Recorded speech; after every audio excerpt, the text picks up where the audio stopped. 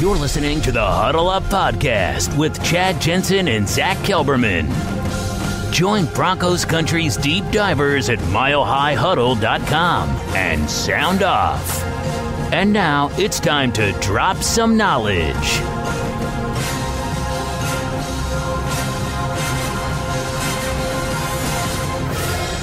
Welcome in, everybody, to the Huddle Up Podcast, presented, as always, by Mile High Huddle and powered by Overtime Media. I'm your host, Chad Jensen, and with me, as always, is my partner in crime, who you know and love as the lead NFL writer for Heavy.com. He is Zack Kelberman. Zack, I'm sure you saw this by now, but John Elway came out and hinted at a possible timeline for Drew Lock not to play, but to even begin practicing. He told KOA's Logan and Lewis on Wednesday that they're looking at the Minnesota week, which is week 11, not to play him, but to practice him. What weird world are we living in?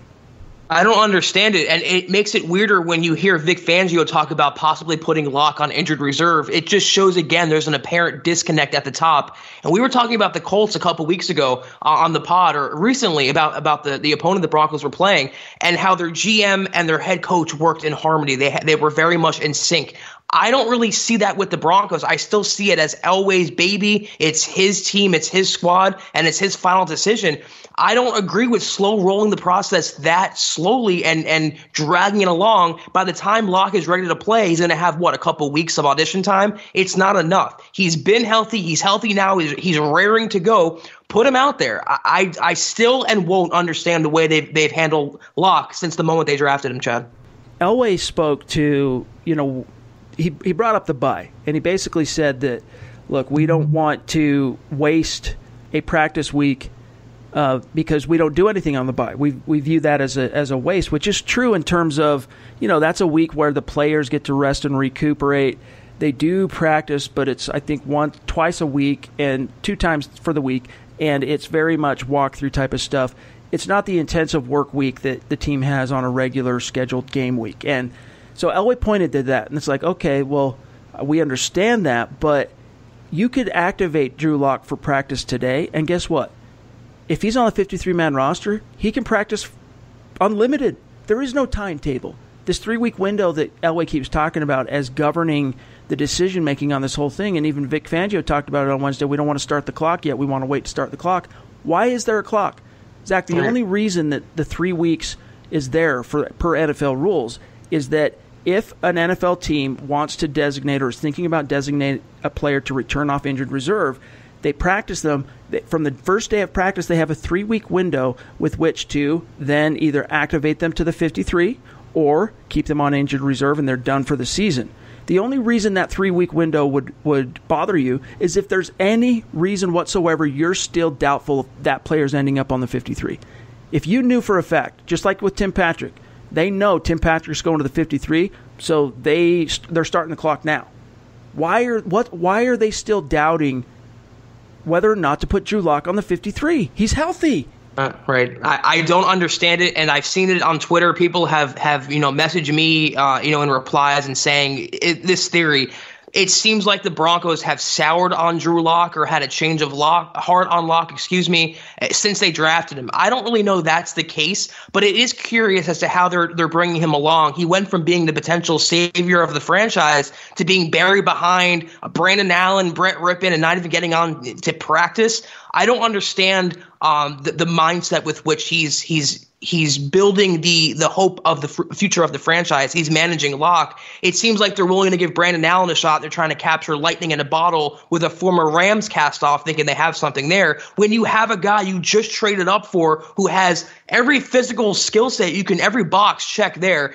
Elway mentioned, though, his mental, his processing, his technique, either he didn't show well when he did practice or like the theories are saying, something soured Elway along the way. Maybe it's Locke's personality, maybe something behind the scenes that we don't know about, but it doesn't make sense the way they've handled this. They show zero confidence, not only for now, for 2019, but for the future. And by the way, really quick, you guys, make sure you're following the show on Twitter at HuddleUpPod. That's how you keep your finger on the pulse of what's happening with the show in real time. And don't forget to head on over to Apple Podcasts and leave a creative review for the show. And if you like what Zach and I are doing, you like what you're hearing, give us a 5-star rating. And what that does is it not only is a great organic way to help the show and support the show, but it also enters you into our monthly giveaway, which we're going to be announcing here just in a couple of days who the winners are from the October randomly selected reviewers on Apple Podcasts. So go take care of that. This is the Overtime Podcast Network. Zach, before we welcome on our awesome guest for today, Jared Mueller of the OBR, I want to read for our listeners, because not many people listen to KOA. Let's face it. It is state-sponsored radio there in Denver, and, it's the voice of the team, basically. So the hosts, anytime it's Elway or anyone else, they treat them with kid gloves. They're not as they can't be as objective as a traditional journalist, and that's not to take anything away from KOA and guys like Dave Logan, who are absolute rock stars, and nothing against that. I'm just saying, they have to kind of pull their punches a little bit. And so it's not always very listenable. Not a lot of people listen. So I want to read this quote real quick. Exactly what Elway said about Drew Lock. Quote, "Well, first of all, we want to get him ready physically. He's a guy that's very talented that can play in the NFL. He's got all the talent. He's got all the ability to play in the NFL. Now, he hasn't practiced since training camp, so he's been playing catch, obviously, in his rehab, but physically, he's not ready to go yet either. That's why we're going to wait on that. We're going to try to take advantage of the 3 weeks that we get with him, because the bye week counts as a week of practice. We're not going to do much in the bye week, so therefore it's a wasted week. So that's why we're going to wait. We're thinking about looking at the Minnesota week, but I think the key thing is it's the conversation with the coaches. They're with him every day. They're seeing how he's handling what we're doing offensively. Like we've said, there's a big jump coming from the system that he was in to the system that we're running now, in the fact that there's a lot more verbiage in the plays that we call, a lot more things that we do at the line of scrimmage. So that adjustment is the biggest thing to be able to get him in a situation. Now, obviously, we would ask different things of him than we would ask of Joe Flacco, just because of the difference in experience and where he's been. But most of my information comes from where the coaches think he is, and that's what I'll rely on. We can watch him at practice and see how he does, but it all comes down to how he's mentally adapting to what we're doing on the offensive side, close quote. What that tells me, Zach, is based on what the coaches are telling John Elway. The only thing that makes anything close to sense on this is that John Elway's not sure that if he started the clock today on Drew Lock, that 3-week window we were talking about, that he's not going to be able to catch up mentally quick enough to justify putting him on the 53. That's the only thing I can figure. But if that's the case, you're dealing with another Paxton Lynch. This guy's been in every meeting room. This guy's been in doing virtual reality. He hasn't been able to practice with his team, but Zach, he was there for the installs in the offseason. He was there for the first half of training camp. He played 3 preseason games for this team. If halfway through the season, Zach, this guy can't even be trusted to know the play calls and operate the scheme, know the hot reads, know the routes, know the protections, you're looking at another Paxton Lynch situation anyway. So that's why I'm saying this whole thing doesn't make sense. And to me, it's governing the whole situation by fear, based on fear. I'm worried they're going to botch this Drew Lock thing. That's how it feels right now. They are not handling this the way a competent front office would. And again, one last thing before I serve this over to you, Zach, I'm not advocating that the Broncos play, activate him today and play him against, the Cleveland Browns, for example. I'm smart enough to know he's going to need a few weeks to practice. But practice him. The longer you wait to practice him, the more you risk botching his development, and the longer it's going to take for him to develop.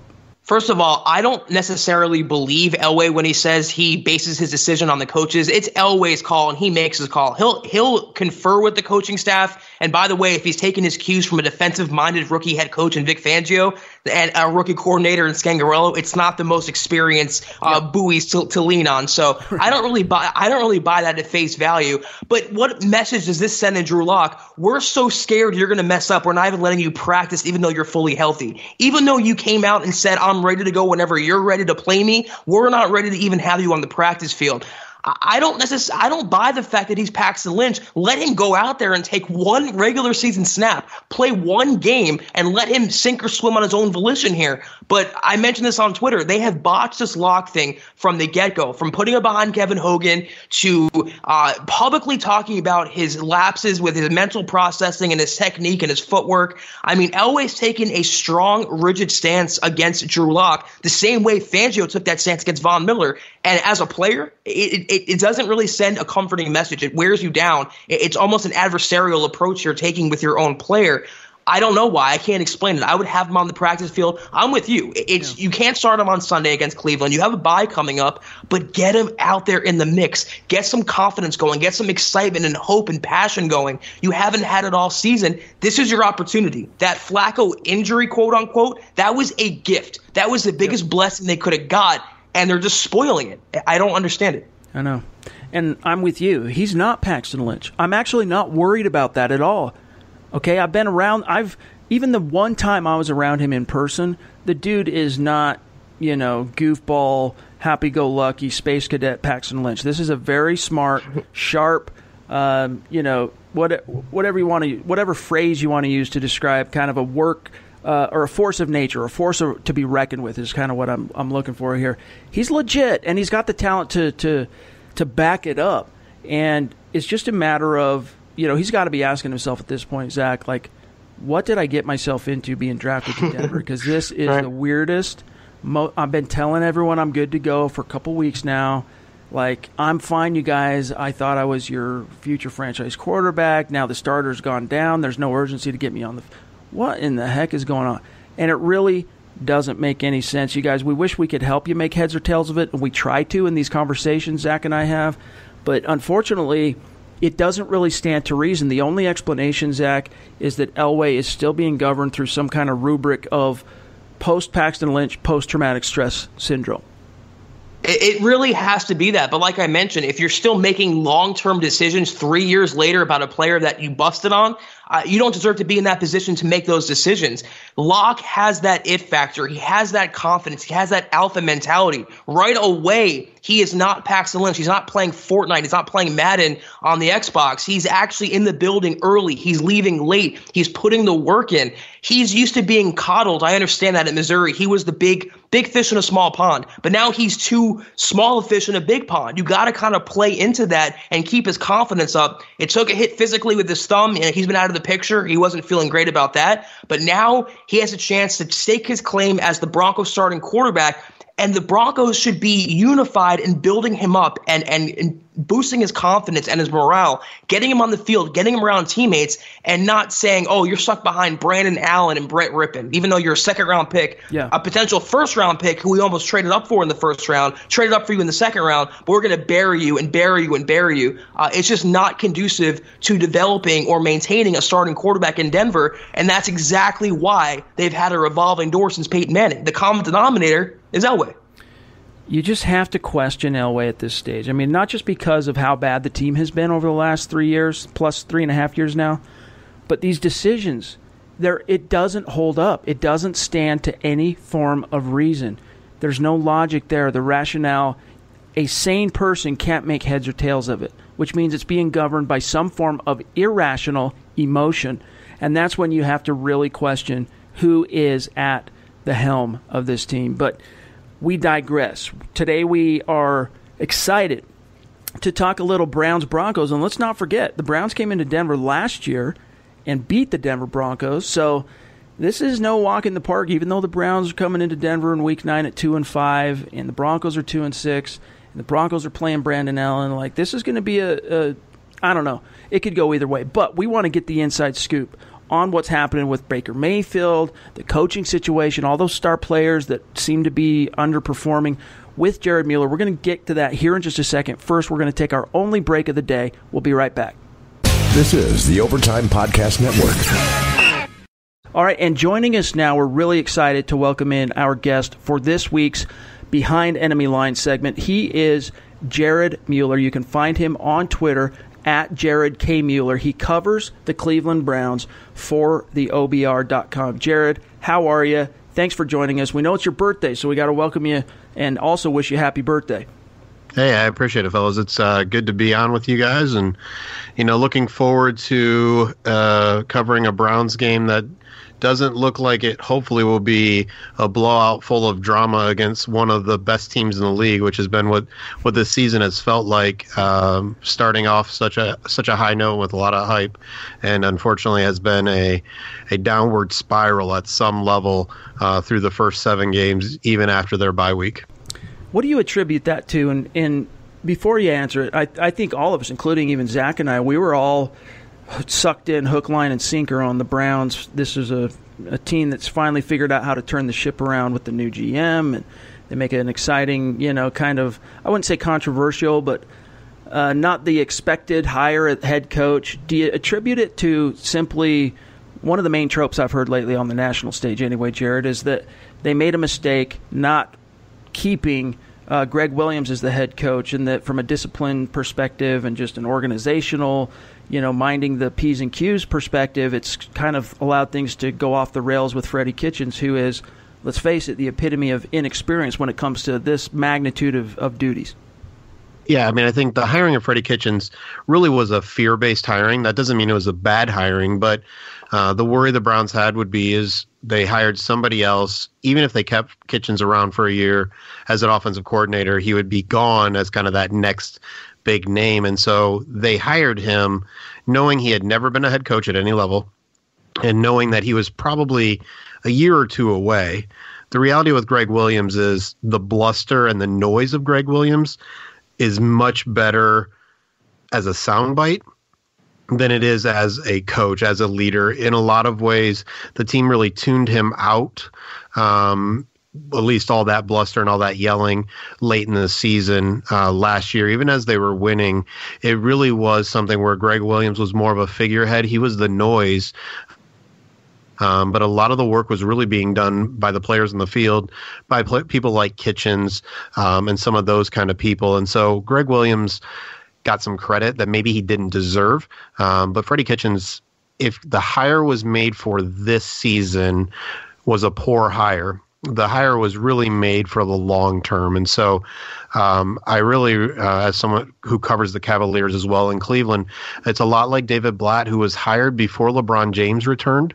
And so all of a sudden you went from a young and up and coming team to a team with expectations when OBJ got traded for and Olivier Vernon and some of those kind of things. All of a sudden you have a team that isn't up and coming, but is expected to be arrived. Yep. And Freddie Kitchens just isn't ready to be that coach right now. He's still finding his footing. He's still figuring out pecking orders. He brought in Todd Monken, who could have had a job in a lot of places. He brought in Steve Wilkes after 1 year as a head coach. Yep. There's just a lot of pieces that are trying to fit together, trying to understand themselves, trying to have their voice. And so Kitchens was hired, expectations changed, but the reality is Kitchens wasn't ready for those expectations this year.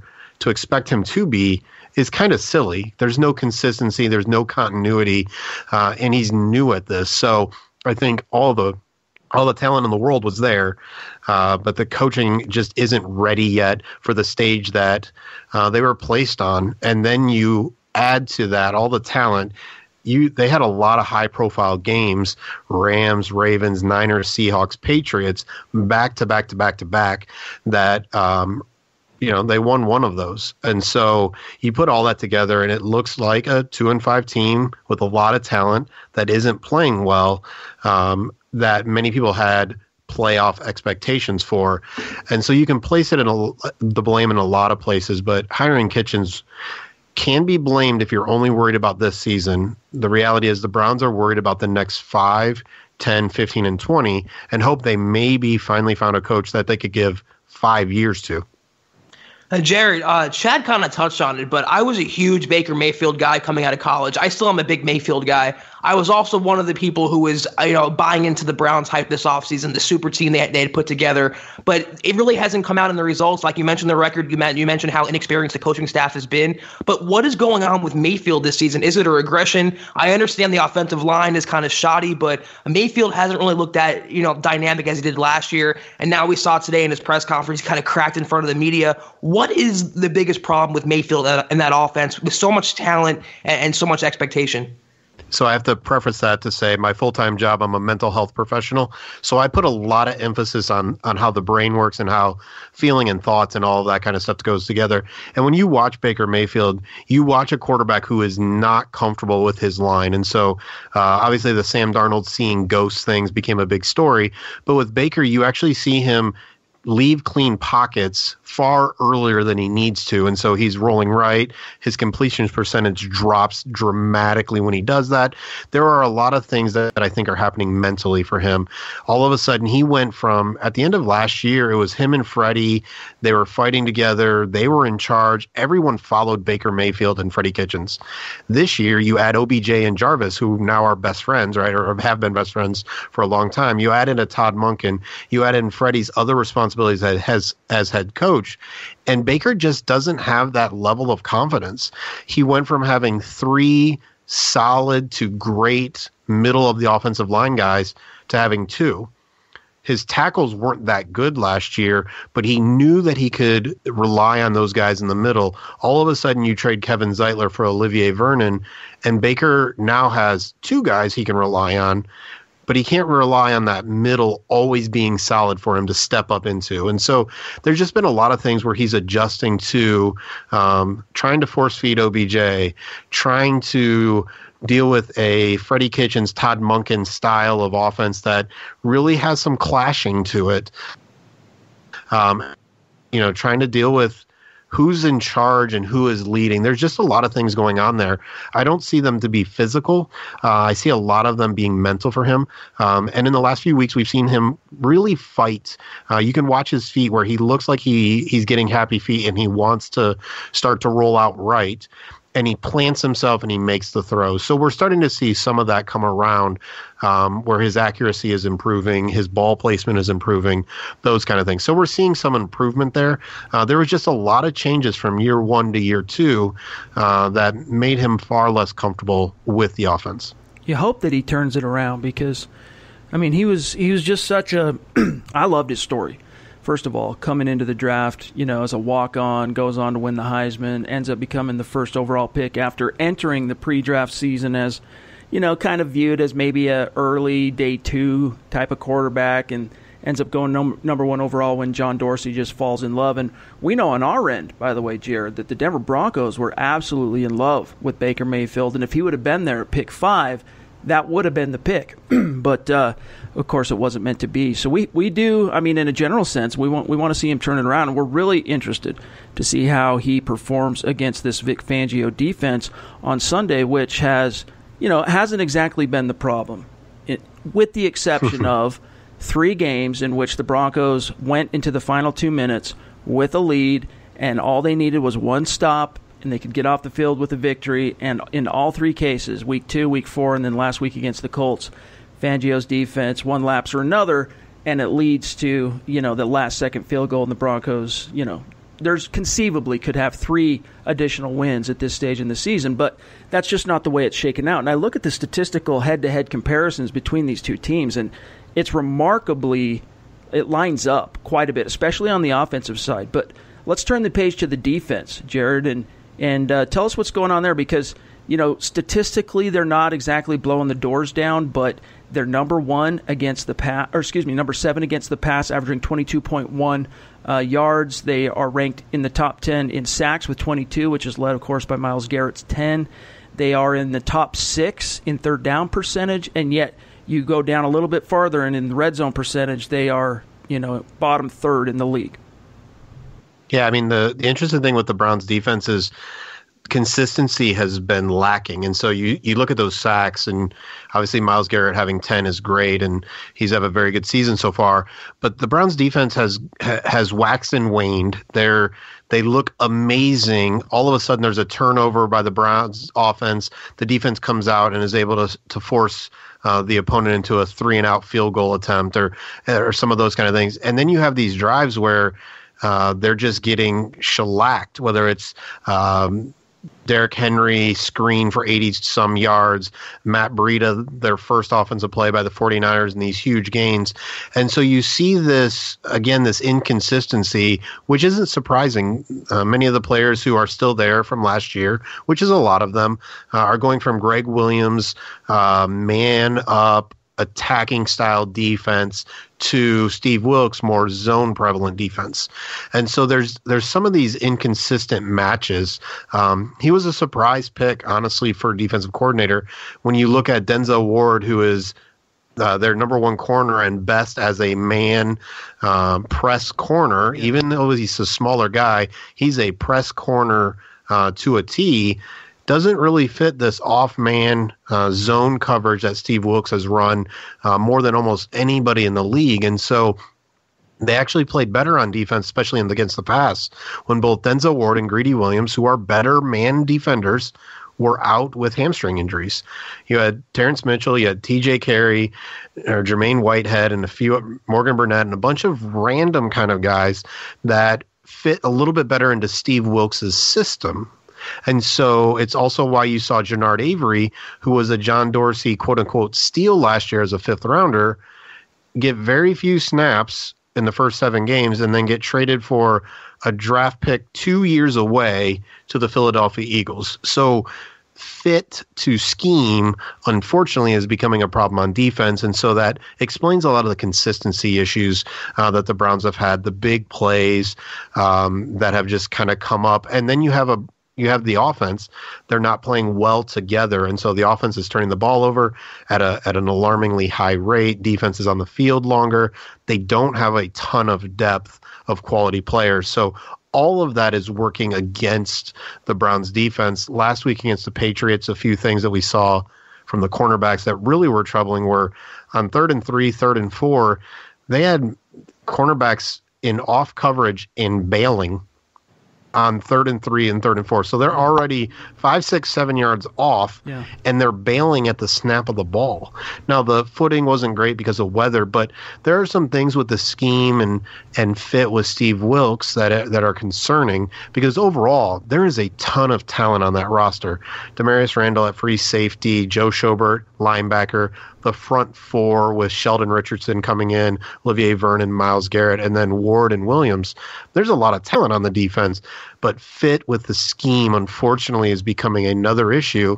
And that's what happens when you continually turn over coaching staff and front office, which is the only thing the Browns have done consistently over the last 20 years.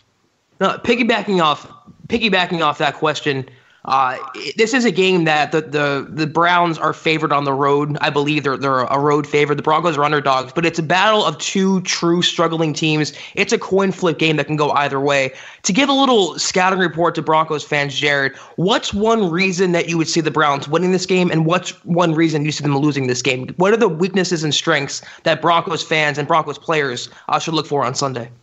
I think starting on the offensive side of the ball, Nick Chubb has been a great offensive force. If they can ride with him and really control the line of scrimmage with their offensive line in the run game, that can really kind of set things up for the passing attack. I know in the NFL, throwing the ball is kind of all the rage. You got OBJ and Landry and Rashard Higgins and Antonio Callaway.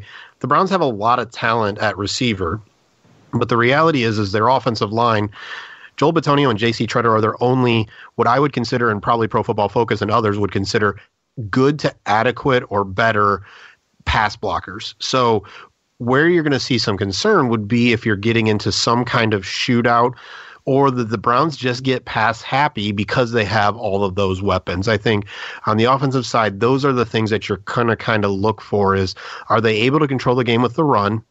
Or are they really trying to rely on a pass game with an offensive line that just isn't there? And so obviously Bradley Chubb being out is helpful for that. But Von Miller is Von Miller.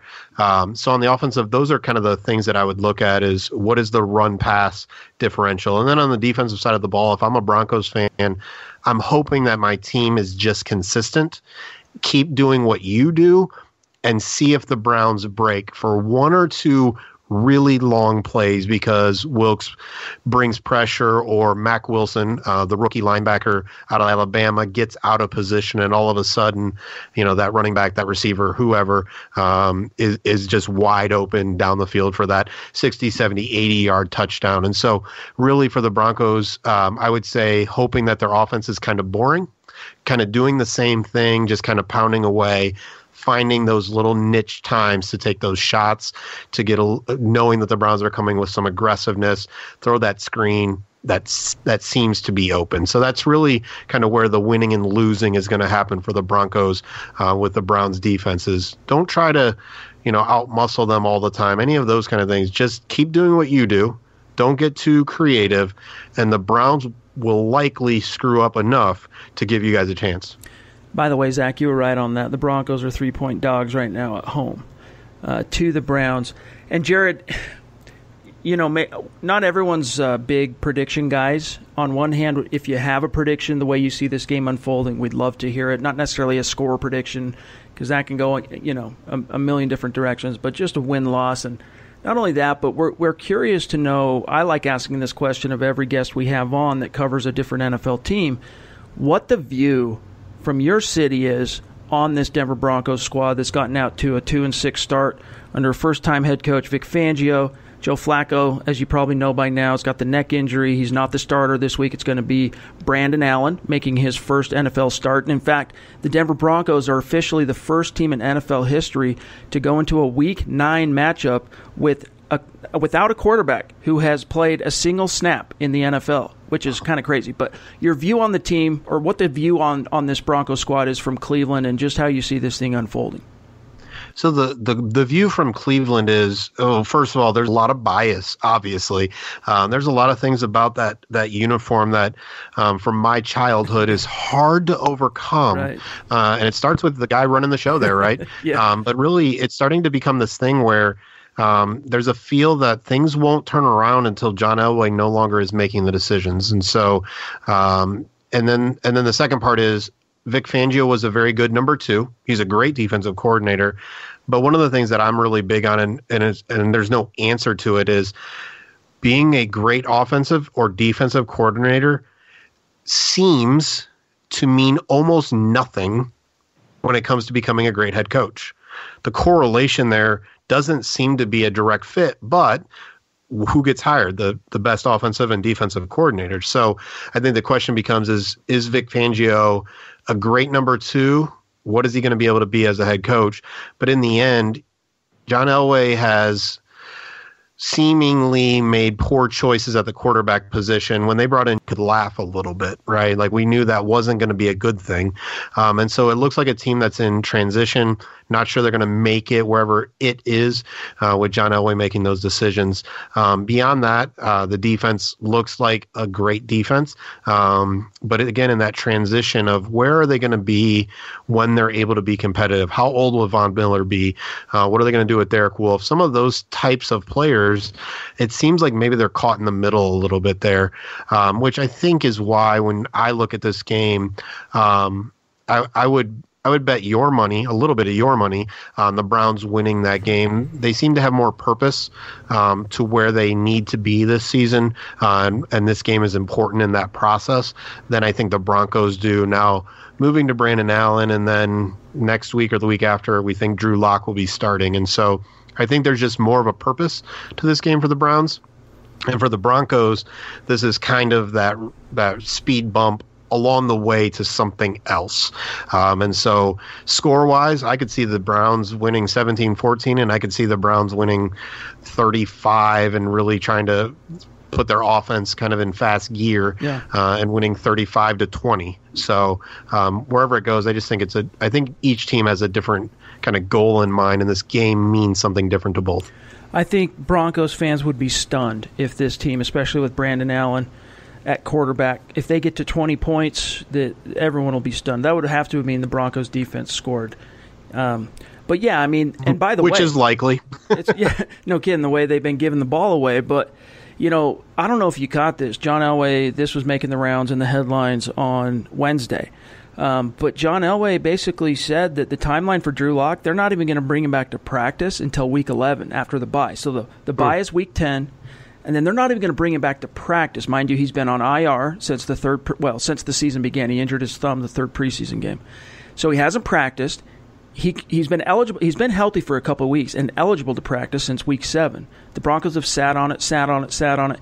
They're not even going to activate him to practice, according to Elway, until the Minnesota week, which is week 11. So we're all still here just scratching our head going, what in the Sam Hill is going on?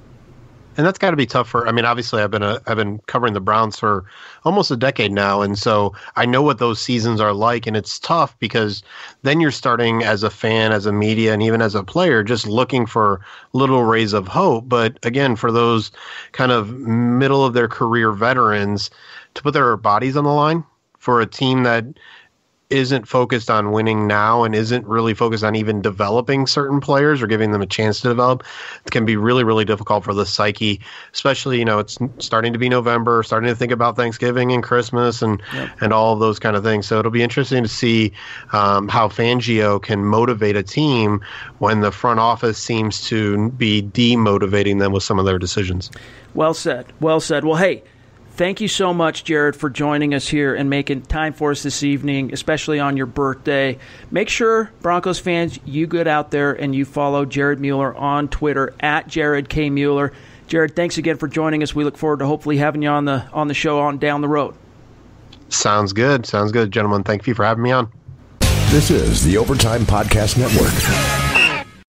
All right, Zach, so great conversation there with Jared. We'll have to look at getting him back on the show down the road, but what's your take on what he had to say about Baker Mayfield, and as you so astutely mentioned, his kind of meltdown in front of Cleveland media on Wednesday?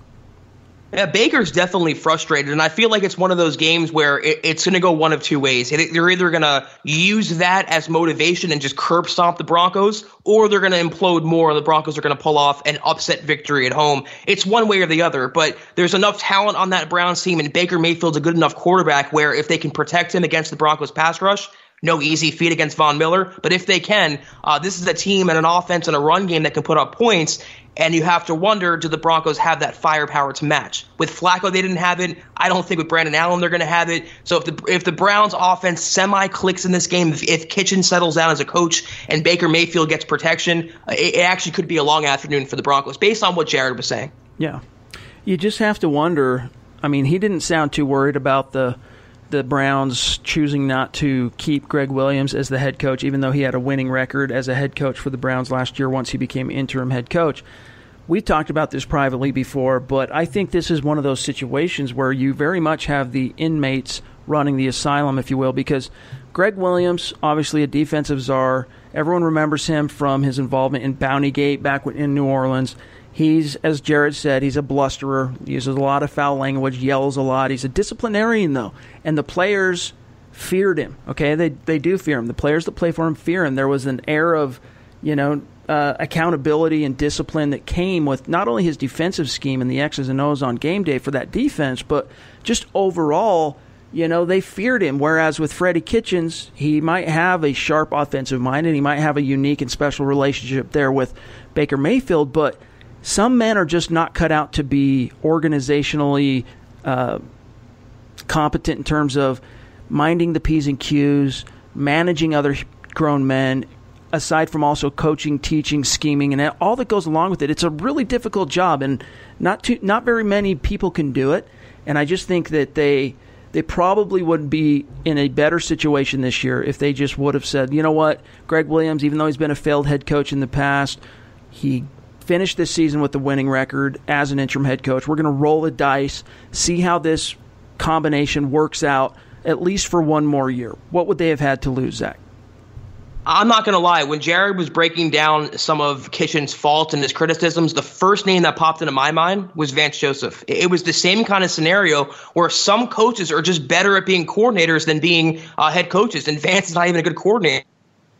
But Kitchens, it was lightning in a bottle last year. He had Baker Mayfield going. He was that big spark after they made that change and after they got rid of Hugh Jackson. He was that breath of fresh air. But you got to look for the best coach for your team. You have to look for experience, and that's where the Broncos went wrong, hiring Vance over, let's say, Kyle Shanahan or a guy who had a little more of a resume. Still can't get over that. And I think the Browns might live to regret that too. They have way more talent than a 2-win team. I mean, it just reminds me of the Broncos of 2017 after Gary Kubiak. 9-win team, and then you almost have that total. So it all comes down to coaching in the end, Chad. And unfortunately for the Broncos, they don't really have an advantage because Fangio is also a rookie coach. So it's really going to be an interesting chess game on Sunday. I just think if the Browns offense even semi-clicks, I don't think the Broncos offense can match, and it's going to be not a great result for Denver. Maybe we'll talk more about this tomorrow night, but what do you expect to see? Last thing, and then we'll get out of here. What do you expect to see from Brandon Allen?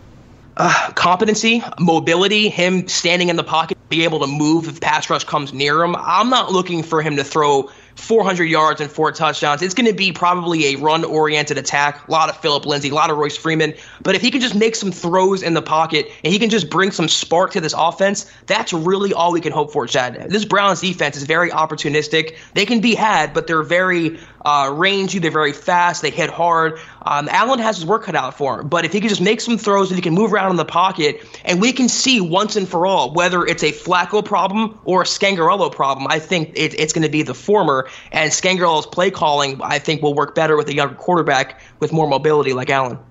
Yeah, I'm definitely looking for any kind of spark, any size of spark from Brandon Allen to see if he can move this offense forward off of its kind of being stuck in neutral position through the first half of this season. And really, I want to see him push the ball downfield and show a willingness to try and fit the ball into some tight windows. The Bills and Broncos guys, they had a great conversation on Wednesday, and they brought that up, that Flacco, he's just not – he's taking always the dump off and the check down, and he's not throwing into tight windows, and he's not pushing the ball downfield, and he's missing wide open receivers. Well, hopefully that's all in the rear view by now. All right, he's injured. It sounds like it's a minimum of, at least the team believes he's out 5 to 6 weeks minimum with that neck. He's seeking a second opinion. We'll see what happens there. But that means that for all intents and purposes, he's probably done, at least for this season. We talked about in previous episodes the implications for, is he done as a Bronco? I don't really care to rehash that at this stage, but it's in the rear view now. Let's see if Brandon Allen, very short term, very brief window, let's face it, that the team's going to give him to be the man. Let's see if he can, as you said, show a little bit of a spark, and whether or not Scangarello's scheme, I think it'll lay bare that question, or the answer to that question, a little bit more clearly, whether or not it's the chicken or the egg in terms of the QB play or the play calling. But you guys, that's got to do it for today's episode of the Huddle Up Podcast. Thank you, as always, for listening. Thanks to our guest, Jared Mueller, for joining us. And keep in mind, make sure you are subscribed to the show on YouTube. The way to do that, get onto YouTube, search Mile High Huddle, subscribe, and then make sure you're following the show and Mile High Huddle on Facebook, facebook.com/Mile High Huddle, because we are going to be coming to you with a live simulcast Thursday night on both YouTube and Facebook. So make sure you are following the show and able to get your notifications on that. But in the meantime, also follow us on Twitter at HuddleUpPod. You can find my partner here, Zack Kelberman, at Kelberman NFL, myself, at Chad and Jensen. Stay tuned. We'll be back tomorrow with the Mile High Mailbag. For Zack Kelberman, I'm Chad Jensen. We will talk to you then. You've been listening to the Huddle Up Podcast. Join Broncos Country's deep divers at milehighhuddle.com to keep the conversation going.